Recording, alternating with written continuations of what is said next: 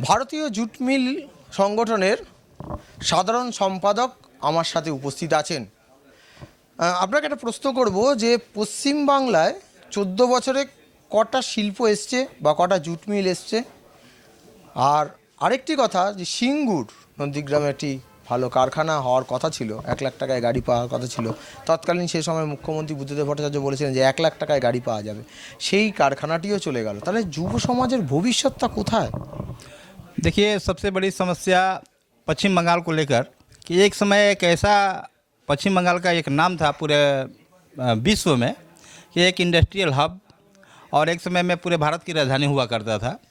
उस समय पूरे देश के कोने कोने से लोग अपनी रोजी रोटी और जीविका की तलाश में बंगाल आया करते थे। लेकिन ये सीपीएम के गवर्नमेंट जाने के बाद में ये 14 बछर जो भी टीएमसी का शासन चला, उसमें जितने भी उद्योग थे लगभग तहस नहस की तरफ में आगे जा चुके हैं।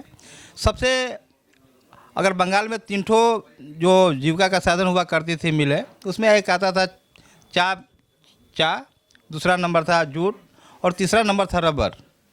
तो रबर का इंडस्ट्री तो बहुत पहले ही शेष हो चुका है, लेकिन आज के माने परिदेश में जितना भी चाय का वर्कर, चाय का मजदूर भी अपने तंगहाली बदहाली में जी रहा है। और जूट मिल की स्थिति इस 14 साल में माने इतनी खराब परिस्थिति में जा चुकी है कि आज जिस मिल में 7,000 मजदूर, 5,000 मजदूर हुआ करते थे, आज की डेट में वहाँ पर 2,000 मजदूर हैं, किसी में 2,500 मजदूर हैं। आज कच्चे माल की आपूर्ति को कम दिखा कर के आपूर्ति नहीं है, उपलब्धता नहीं है। इसको लेकर के सभी मिले, अधिकांश मिले, कोई 5 घंटा, कोई 5 शिफ्ट, कोई सप्ताह में 5 दिन, इस तरह से सारी मिलों को चला रहे हैं। और ये सच्चाई है कि जहाँ पर इस मिल में 7,000 वर्कर काम करते थे, तो आज वही प्रोडक्शन आज ये जूट मिल मालिक लोग 100, 2,000, 2,500 लोगों से उतना प्रोडक्शन ले रहे हैं। माने जितना भी काम का बोझ हो सभी मजदूरों के ऊपर, लेकिन ज़्यादा से ज़्यादा नफ़ा मालिकों लोग को चाहिए। और आज का परिस्थिति ये है कि मजदूर लोग एकदम भूखमरी के कगार पर हैं।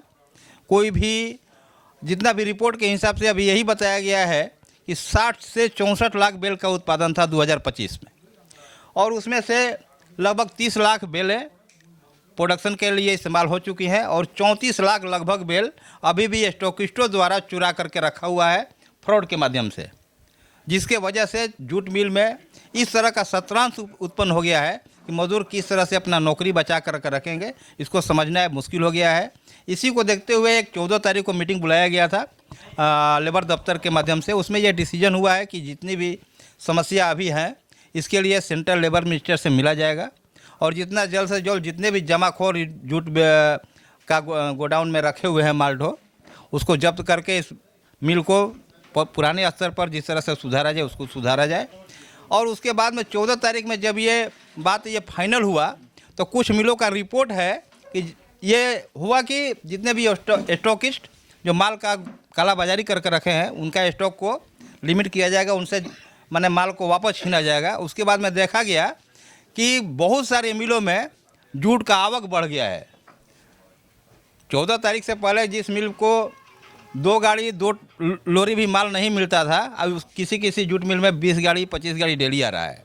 तो इन लोगों को समझने के लिए एक व्यापक कड़े कार्रवाई की भी ज़रूरत है, एक अच्छे एक्सपर्ट की भी ज़रूरत है, ताकि इस चीज़ों को समझ के और आने वाले दिन में जो बहुत बड़ा उद्योग है बंगाल के लिए, इसको किसी भी तरह से बचाया जा सके।